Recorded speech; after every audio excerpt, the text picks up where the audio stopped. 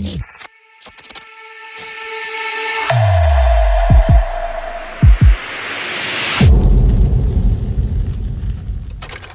think he needs to let that Canelo shit go. Forget about it. And quite frankly, I think he needs to let 168 go. It's lots of new blood at 168. Unless Benavidez found himself to where, and I don't see him being able to do it because of the promotional issues. If he found himself in a position to where he could say, "Yo, I can cock block Canelo by fighting all of Canelo's potential opponents. I'm in a position to fight Berlanga. I'm in a position to fight this guy." If that were the case, then I would say stay at 168 and keep chasing him around, keep upsetting the apple cart. Yeah. But if that ain't happening and you say you've moved on, like, you can't be out with your new bitch looking for your old bitch. If you at your old bitch got deep pockets though. So why you leave her then? This is what I'm trying to say. Security, because they come on, we don't need her. We don't need her. He talking about sex when we get married. You see, but it's if David don't commit to 175, also Sensei, you got to let me know. Mentally, the style that he's fighting, he's used to overwhelming and bewildering people at 168, the giant smothering people. He ain't that at 175. So the mentality and the physicality has to align. And until he makes a commitment, right? Stop looking for the old bitch, right? And listen, if you broke with the new bitch and she pretty, that's cool. You should have stayed with the one that got the bread. That's what I would have did. All right. Yeah, and he wanted to stay at 168. He should have been at 168, calling out the Mbillis of the world, calling out the Diegos or the Pachecos of the world, calling out the Berlangas of the world. If you're not doing that, go to 175 and like Bump said, start lifting the weights. Because now you're talking about who? I mean, light work, and it's still heavy-handed. Pause is Anthony Yard. Unless he's looking to fight a fellow boxer with softer, I don't want to say softer, but with not known to be a puncher like Joshua Buatsi. You know what I'm saying? Like, what are you really aiming for at light heavyweight? You know what I'm saying? Ben Whitaker, is he interested in Ben Whitaker at 175?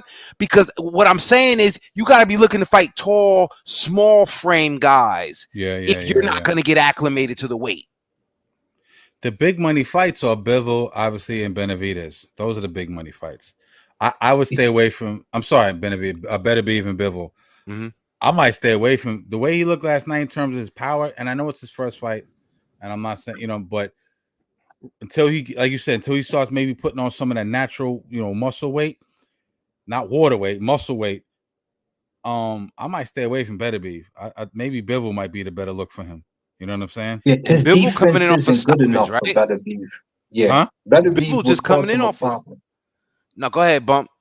No, Beterbiev would cause him a problem because he's defensively irresponsible, and he mentioned that. He said, "I like to get hit, and I know that feeling, but you can't." Look, David, as a guy who, shout out to the homie Wanderlei Silva and Rumble Johnson and company over at Shootbox. When we would put our hands down and let you punch us in the face until we felt like we should leave the gym. You don't want to do that at this higher weight. Your chin will go, and that's what I think can take you to. There's two things that happened last night. Remember, I told y'all, I've written this on my Supreme Striking blog. One of the dream fights was Usyk versus Benavidez. Usyk has cleared out the heavyweight division and doesn't generally like to fight trees. He will probably come back down. Benavidez, if he can beat Beterbiev, he said Bivol is next, but if he can beat both of them or just one of them, and Beterbiev is not in the equation for whatever reason, there's a good chance Usyk and Benavidez can meet, and that is a super, super duper fight. So he's beaten Bivol in the gym. Gym doesn't always translate to the ring, as we seen with Frank and Tank. But if you beat Bivol and you say, "I'll get to you later, Beterbiev," Usyk, I know you're talking about coming back down. Let's get that super fight. That is the type of money that he's looking to get, that life-changing money. Last night, I think he got like maybe 3 or 2 million. Mm-hmm.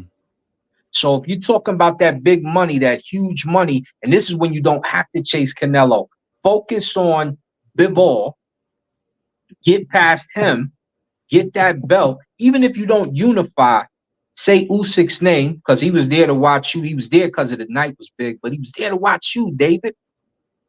Get that fight. Where do they do it at though? They do it at Cruiser. Where do they do it? Oh at? man, they could do that anywhere. You could let Saudi Arabia do that money. No, I right mean there. in terms of the weight. Where do they mean in terms of the weight though?